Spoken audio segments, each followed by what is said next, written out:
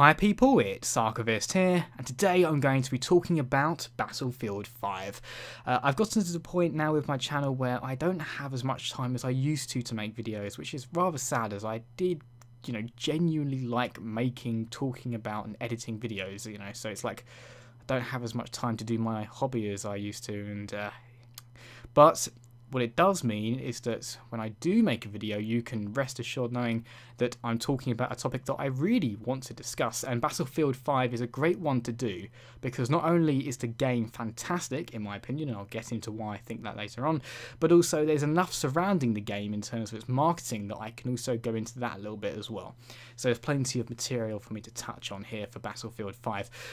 So, my history with DICE/EA games is actually quite positive, like almost unconventionally positive, considering how hated EA are, and DICE kind of to a lesser extent, but I think people recognise that they are at the very least talented developers with sort of corporate overlords behind them. But I have to say, since 2015 I've been loving their stuff. I really did genuinely, unironically like Star Wars Battlefront from 2015. It helped that I am a big Star Wars fan, so the very fact that we were fighting in iconic settings made me just kind of inherently love the game, even though I appreciated the flaws. And then with Battlefield 1, I loved it, and thankfully so did the rest of the world, if I recall. There really was no controversy that I remember around Battlefield 1, any controversy that mattered. There wasn't anything significant against it. It was just a well-made game, kind of breathed new life into the Battlefield series, had fantastic visuals, was a great all-round experience. And then 2017 we had Battlefront 2, which was a disaster in terms of its the PR aspect to it, but I personally really liked the gameplay to it. They never actually implemented their pay-to-win system, so it never actually, although EA certainly wanted to, and they only didn't implement it because of massive pressure. So they don't win points on the on the morality scale, but I thought the game was great. I think it had weaknesses in terms of in its map design. It could feel quite linear with these pathways that were very clearly leading to these almost borderline scripted, confined areas of battle. Whereas a typical Battlefield game like Battlefield 5 is far more open, so it did sometimes feel like it got repetitive on certain maps. I remember Camino, you'd go into these choke points every time you played Galactic Assault. But now we come to Battlefield 5, which in terms of the actual game design and the map design, the environments, the gameplay, the feel, the weaponry, it just feels like it's hitting everything. It's hitting all the marks, firing on all cylinders. And to be honest, I'm almost cautious about saying balancing issues, because there have been certain times where I've played the game, like a map for maybe the third time, and I've been convinced that there's been an aspect of the map that was heavily in favour of the enemy, only to find like a secret passageway that clearly showed that there was a way around it. And I'll actually give a clearer demonstration of what I mean by that later. But things I love about Battlefield 5. First of all, I have to admit, a big appreciator of good visuals, which is why I spent a lot of money on a gaming PC, because I love good graphics. The lighting, the textures, I think the tessellation, I know it sounds like people don't bring up how amazing the tessellation is in these games. Like if you look at the ground and the dirt, it's not like a flat texture, there's a real 3D element to it. And considering that, dirt is everywhere in these games as the battlefield gets churned up, it was a good area to focus on. It really shows. And also, I mean, this really does vary from rig to rig, but for me the performance has been very good. It's pretty much 60 all the time, but you do occasionally get these kind of, I'd say, 1 second long stutters, which, if they were more frequent I'd be complaining about it, but they are relatively rare, and they don't tend to come up so much in the middle of combat as they do when I'm running across a large detailed map. Oh, also, the one time I do see the frame rate consistently drop is when a V2 bomb hits, but fair enough, it's a V2 bomb, it's gonna do some damage to not just the environment, but also my graphics card's ability to churn out 60 frames per second. So yeah, I'm in love with the graphics. Oh, also just the destruction as well. The destruction has always looked great in these Battlefield games. It looks very realistic, not perfect. You can sometimes see the model of a house, for example, altering in order for it to collapse, but generally very good. Also, the weapons, the amount of detail in the weapons is very satisfying as well, you know, but that's, I think detailed weapons have been a thing since COD 4, so I won't throw too much praise on that aspect of it. Also, I'd say the team play in this, particularly when you're not actually playing with friends, when you're just going to a match. There have always been squads in Battlefield games, but I feel that more so than ever, you're encouraged to play as a team, and I don't think any element demonstrates this better than your ability to, no matter what class you're playing as, heal another player or sort of pick them off the ground when they get knocked down. A medic can do it quicker, so they're always the best choice, but if you're an assault class and you see a squad mate go down, so not any other player but a squad mate, you can press the revive button, and it takes a bit longer, but you can revive them. So there's this strong encouragement for groups of players to stay together, because as you go behind enemy lines, chances are one of you might get picked off by a sniper or hit by a tank, but you can res them back up and you can keep going. And it's also quite nice because in modes like Team Deathmatch, it means that you're basically preventing a death against your team. So you're sort of denying your enemy that kill, which is quite a good tactical move. But at the same time, you can't be too careless with it, which admittedly, you might see this on the gameplay. I can be quite careless where you see, oh, I've got to revive them now as the medic, and you run straight into the line of fire and you get shot up yourself, which of course doesn't help anyone. Although the medic also has the ability to deploy a smoke grenade, which is fantastic, because what it does is it completely obscures the person you're trying to heal, so your enemies don't really know where to shoot when the smoke's all over the place, unless they saw you deploy the smoke, and they'll probably know exactly where they are. But generally it's very good. And also something I read, but I have no idea if it's true, is that the smoke itself is now rendered server side, which means that, you know, someone can't turn down the graphics settings in order to look through the fog, and you can really tell it, you know, when there is smoke or fog in this game, you cannot see through it. It is super opaque, which I also heard some people find is quite annoying, because it can end up where like you just get smoke grenades all over the place and no one can see anything. But it also adds an element of tension. There's also the fact that enemies are harder than ever to see. Not just because uniforms tend to blend into the environment, like you'll be in this massive devastated city and Germans have this grey uniform on and you just basically can't see them, but what it means is that you really want to have your team there as like a buffer, so that, well, first of all, if you go down you get revived, but also in a slightly sly way, they are sort of like a meat shield. Like, it decreases the chances that when the ambush occurs, you're going to get ambushed alone. It might be that instead your team gets ambushed as a group, and then, you know, if you see one of your teammates go down, you can sort of respond accordingly and then move to revive the squad. You can also, as I think you've been able to do for a long time, you can spawn on your squad if they're on the map and spawn themselves. And there's a system so that you can't spawn in the middle of combat. And if they're not in combat, then you can spawn, but be very careful here, because just because they're not directly in the middle of combat doesn't mean there isn't an enemy running up behind them, and if you spawn on them you'll just get shot yourself. So you have to be relatively sensible about spawning on your squad, because I've had plenty of times where I've spawned and then immediately died, and it's frustrating, but you have to learn that it's not always the wisest thing to do immediately. I mean, it can be frustrating at times. I think the most annoying thing is when you go down and you can see a medic or someone in your squad nearby. There's no one around, and yet for some reason they aren't reviving you.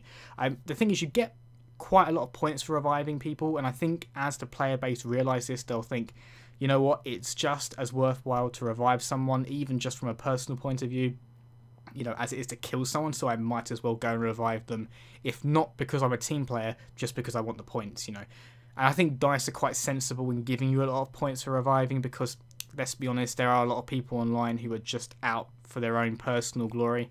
You know, you can't do anything about it, but they've done the intelligent thing and accounted for it, so they give you lots of points for being a team player. So, you know, it's not like you're losing out and being overly altruistic. It's you know, it's especially easy to do when, like me, you do play a game and you're not necessarily joining with anyone else, so you don't really know these people. They might be in a completely different country, so you don't have that natural camaraderie with them. So instead, you need to have that kind of incentive. I also think the gunplay itself is pretty good. Battlefield 1 always felt like, unless you were a sniper, you were mostly constrained to close quarters gunfights, and I remember using a lot of hip fire in that game, and it was very good, but I feel like the more diverse weapon set in World War II means that you've got very good coverage for medium range, long range, and close range.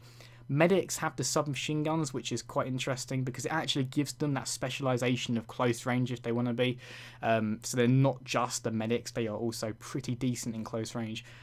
Assault have the semi-automatic rifles and the full auto rifles. I'm a big fan, and I think you'll see in the gameplay, I'm a big fan of the semi-auto rifles. They feel so good to actually shoot. You've also got the support, which have shotguns and light machine guns. Light machine guns can be deployed with their tripods, and it gives you this super accurate line of fire, which I will also admit is quite frustrating going up against them, because you'll find that there's some dude going prone many meters away, and he'll just take you out like from within a bush, and you won't even know he got you. And then of course you have snipers who have snipers, but you know, the various roles, it's not just about the weapons they use. The recon can also send up a flare, for example, reveal some enemies nearby, and they can spot people, so recon is actually doing some reconnaissance, which is great. You've got support resupplying allies ammo, which makes a lot of sense because I find myself actually running out of ammo a decent amount in this game. Medics obviously revive, and Assault have the ability to use anti-tank weapons, which can be extremely useful. I think there's a great bit in the footage I'm showing you where we managed to take out a tank with a rocket launcher. There's also this great sense of satisfaction from overcoming challenges in this. So one of the maps, and I'll try and, to the best of my ability, match the footage to what I'm saying here. We are playing on this map called Twisted Steel on a mode called Frontliners, which begins with both teams trying to take a flag.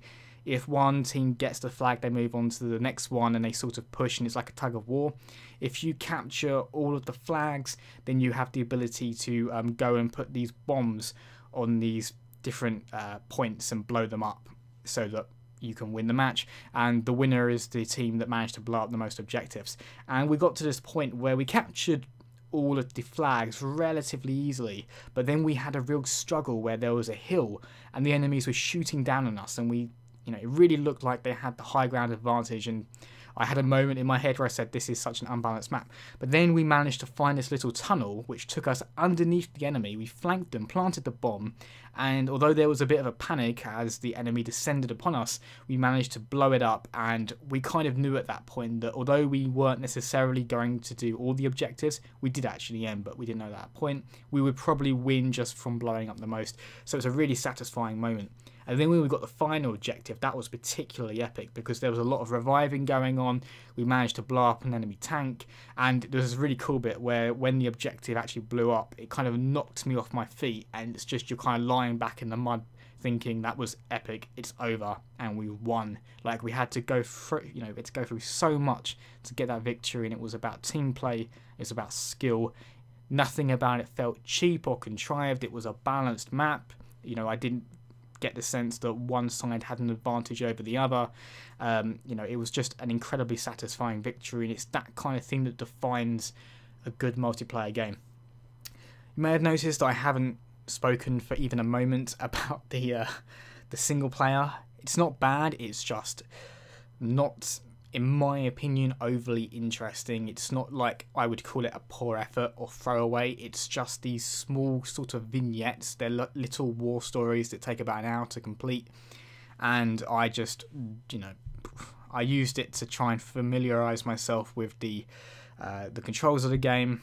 But it was very familiar anyway because it was Battlefield, and then I sort of just thought, yeah, fine, it's great. And that's exactly how I thought about the Battlefield 1 versions as well. They're not bad, I'm not criticising them, it didn't leave much of an impression on me. I wouldn't say it's a perfect game. I mean, even just from a personal experience, some maps can feel like they overly favour certain classes. Like on Rotterdam, for example, I've had points where there's this large open bit and I'm trying to play as Assault or a medic, and you just get sniped from buildings ages away. No chance to take cover, no chance to retaliate, and you know, it's just frustrating. And when it happens about 5 times in a row, you know, you're just running down a pathway and just get one shot in the head and there was no cover you could take, you were doing everything right. It is just frustrating, you know, there's no way around that. It becomes annoying, and you get to the point with certain maps. For me, it is just Rotterdam, where I actually see that map and I'm like, I'm not sure I want to play it, because I know that all the other maps are so much better. I've actually heard a few people say that about Rotterdam. You know, it's a nice looking map, but the design of it is not quite right. There's something about it that doesn't feel like it's been designed for battle, it's just designed for its aesthetics. Also, you could make the argument, which is fair enough, that this isn't a complete game. When you go into the menu, you can literally see tiles that say coming soon, and you know, when you've just spent a fair bit of money on a game, you know, games aren't cheap these days. It's a fair investment, particularly if you're a younger gamer. You might not have a job yet, you know, you know, you may only be able to get one this autumn, this winter, and you know, and you've spent all that money and you feel like, wait, not everything's here yet, what have I done? I totally get the frustration there, and we can't take it for granted that the content they're going to bring is going to be of any particular quality, because ultimately, let's imagine that this game doesn't sell particularly well, then there will be no incentive to keep the game going, and therefore they may just throw in a really half-baked effort for this free content coming. I mean, this is the thing. Although the massive plus side about free DLC is that it keeps the player base together and that it's free, I do sometimes concern myself that, do the developers have a financial incentive to make it good? Because if they've just promised to do something for free, then their only true obligation is to provide something. They haven't got the obligation to provide something good. Whereas if there is paid DLC, then they need to sell that based on word of mouth, and well, sometimes people will just buy it, you know, day one, but a lot of the time it can be word of mouth, people saying this DLC is great, you've got to buy it, but and therefore there is an incentive there. So it's just me being a bit cynical about the mindset that having to give us free DLC might put the developers in. But you know, also at the back of my mind is that I think that the you know, DICE are a passionate developer, so I will give them the slight benefit of the doubt there. I guess my greatest anxieties come from Battlefront 2, which, although I said previously I liked, I think the post-launch content has been extremely sparse. There was a very quick injection for Last Jedi content. We've just had an announcement for Geonosis, but there was this massive gap of just the most benign rubbish, you know, like a skin from the original Battlefront game, and it just completely lost momentum, in my opinion, compared to the previous 2015 Battlefront, which delivered some superb DLC. I think the first one was a bit weak, but you had like the Death Star and Scarif and Bespin. So yeah, it was a little. I'm a little skeptical about what they're going to do for free. We have got Firestorm coming, which is going to represent a battle royale, and I don't know what people will think of me saying this, but I'm over battle royale. When I first tried it in Fortnite, I thought it was a really cool idea. I'd never played battle royale before. I thought the idea of 100 people dropping into a zone and having to fight to the death was fantastic. You know, it's a great idea. There's a real sense of tension to that. But I don't, and this is me speaking personally because I know obviously the internet disagrees with me on this, but I find that it's not something I can play over and over again, because there's so much time spent just kind of running around, and there's an element of frustration to going around a map, collecting the armor and the weapons, and then just getting shot by a sniper from miles off, and the game is just over. You know, so it'd be interesting to see what Battlefield do with that, but I personally, I'm not super excited for it. But I think it was probably a wise move, because it is obviously such a popular game mode at the moment, and it's a bit of a no-brainer in that, well, you know, Battlefield has been doing massive player matches for years, you know, since its inception, so it's a natural fit, arguably far more so than Call of Duty was, which focused on smaller maps, but they did a great job of adapting that for Blackout, so I'll be interested to see it, and I will give it a go. Also, I'm going to do a quick, you know, kind of what are my thoughts against Black Ops 4, which is another shooter I very much enjoy. Well, the great thing is I don't have to say to you that I recommend you get one or the other, because it's going to entirely come down to your personal preference. If you can, get both, because they're different enough to justify both. One, and this won't come as a surprise what I'm saying here, one is the crazy high-octane, high-adrenaline shooter, crazy arcade shooter, and that is of course Black Ops 4 I'm describing there. It's about twitch, high-level reactions, you know, there's quick scoping, there's very low times kill. To be fair, there's very low times kill in Battlefield, but if kind of you are running around like a crazy maniac, and it's all about that reaction time. You know, that is what makes a good player in Call of Duty.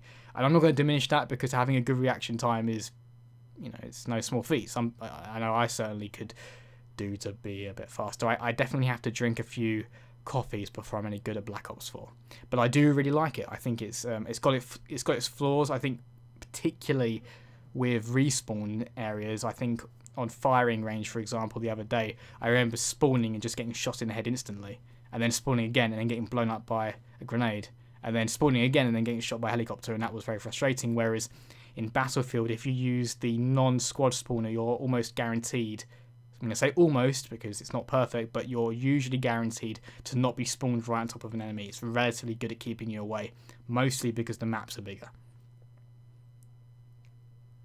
But with Battlefield, it's of course a much slower pace. Although you still kill enemies faster, it is never in your interest to just run across the battlefield like a maniac, because everyone will see you running and the enemy team will just shoot you to pieces. You want to stay with your squad because they're a natural buffer and a massive aid, and you want to be much more careful about your shots.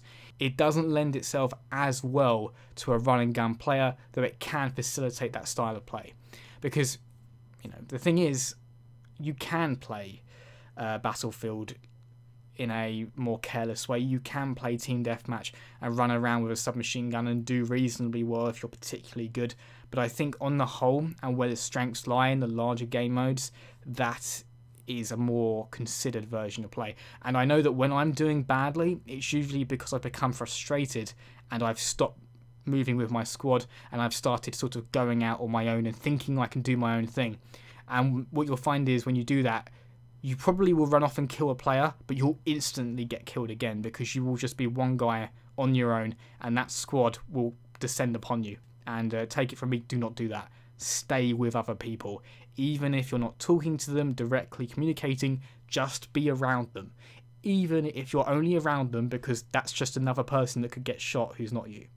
And that sort of brings me to another thing I do like about these Battlefield games, and particularly Battlefield 5, is that for someone like me who's a little bit of an introvert, I don't necessarily like talking on the mic or anything, it's very obvious how you can help your squad. If someone goes down and they need to revive, that's very obvious. If someone needs a health pack, it's very obvious they need it. If someone needs to be resupplied, they can use the quick action menu and they can tell you that. So even if you're not someone who wants to directly communicate, if you're a bit like me, a little bit of an introvert, you can still effectively coordinate with your squad. I would, of course, say that the best way to do it and have the most effective squad is get 3 other people you know, balance the squad out so you've got assault, medic, support and recon, and just truly coordinate. But you can do it in a more pick-up group scenario, even if you don't speak the same language, which seems to be the case. I seem to get thrown into servers where most of the other players are German and I don't speak German, so I can't understand what they're saying, so I have to rely upon these a lot of the time. Also, I thought I would address this just because it's such a big part of the marketing aspect, which I did say I'd talk about at the beginning of this video. When this game was first revealed in that infamous first trailer, that trailer is so unrepresentative of what this game actually is, because it showed a game that looked like it was trying to become Call of Duty. It was over the top, it was crazy. Your character would just hip fire a machine gun and take out a Spitfire or something, or a Zero, whatever, you know, take out a plane. It was nuts. And, you know, you had snipers quick scoping, like just openly quick scoping, which I know the majority of Battlefield players are less inclined to appreciate than a COD player. It just looked like it was just sacrificing its own identity to appeal to a new audience, which is a terrible idea, because although I guess the mentality is that, well, why not expand our audience to the, our competitors' players? Yeah, do that, but don't destroy the dedicated fan base you already have. And I remember at the time just thinking, well, I wasn't outraged because, I don't know, it was just a reveal trailer. I wouldn't describe myself as outraged. I'm not going to exaggerate it. I remember thinking to myself, this looks a bit like Overwatch in terms of how it's playing, but in a World War II setting. I don't need this because I have Overwatch and I can play Overwatch when I want to play Overwatch. I want a Battlefield game because I need something distinct from those titles. And so my interest for this game just dropped off. I wasn't part of the animosity group for this. I just completely ignored it. And then I think I saw a trailer very close to launch which went through all the maps, and they were far more considerate about it. They were just talking about the maps, how they were designed, different ways you could play them. I thought, wait, this is Battlefield 5? This actually is just a Battlefield game. It's nothing like the original trailer. And I don't know if that original trailer was deliberately misleading or they changed certain aspects of the gameplay. I really don't know what happened, but the game you saw then is not the game we have now. Other than, of course, the fact that women do feature in this game, and oh God, what's my opinion on that won't offend someone? Well, unfortunately, you can't give an opinion without offending someone, so I will just give it freely. It doesn't really bother me, but I appreciate that what effectively has happened here is they have, what's the way to say it? I guess a bit of context, a bit of history is probably required to say this. Back when Battlefield 1 was out, I remember there was a little bit of controversy that you couldn't play as a female soldier. And the response to that was a very logical response. Well, there weren't any female frontline soldiers in World War One, so why would we include them? And I sort of agreed with that. I said, yeah, it's a historical, contemporary game. It's not like this is a modern game where they're being intentionally excluded. It's of the time. And then this came out. It looked like basically what DICE had done was that they completely bent to the will of these people who, if I'm speculating a little bit, is that they don't actually play the game. So effectively what it seemed to be was that a group of people who don't actually play the game are the ones affecting the direction of it, which is very frustrating because that's a bit like a democracy gone wrong, where you've suddenly got it where another country is voting for your leader because they have nothing to do with it. They're just, for whatever reasons, prying into it. I totally got that. So for me, yeah, okay, it makes it a little bit historically questionable, shall we say, because women weren't typically on the front lines. They typically played the role of nurse and carer and, building munitions. They contributed immensely in World War II, but not in the way that this game suggests.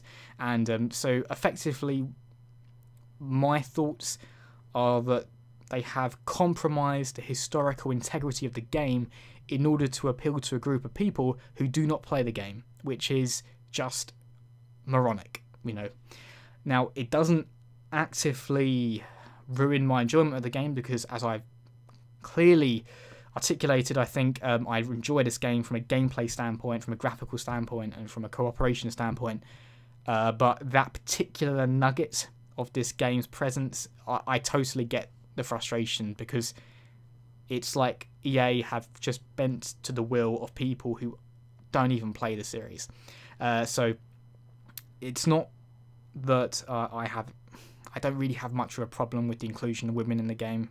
It doesn't really bother me, but it does bother me that they are listening to the wrong people. You've got to listen to your consumers, the people who actually play the game, rather than outside people who just shout very loudly. That's my honest opinion on it, and probably offended someone because you can't say anything these days without offending someone, but that is what it is. I don't think it should let anyone be put off from the game as a whole, because the game is just so stellar on so many levels that it's not worth depriving yourself of the enjoyment this game can bring. But I think the controversy was perhaps slightly overtuned, but justified nonetheless. So those are my thoughts on Battlefield 5, a game I really like, and if I get time, and I have to really include that caveat, if I get time I will try and make more videos on it, maybe when some of the new modes and new maps come out. If anyone sees this video, my videos tend to go very deep under the radar because the algorithm despises small channels that don't upload very quickly. You probably no one's seen this, so this is almost as good as talking to myself. But if you do see it and you do want to either comment on something I've said, ask me a question, or tell me that my opinion previously given was abhorrent, please feel free to do so. As always, people, thanks very much for watching, and see you next time.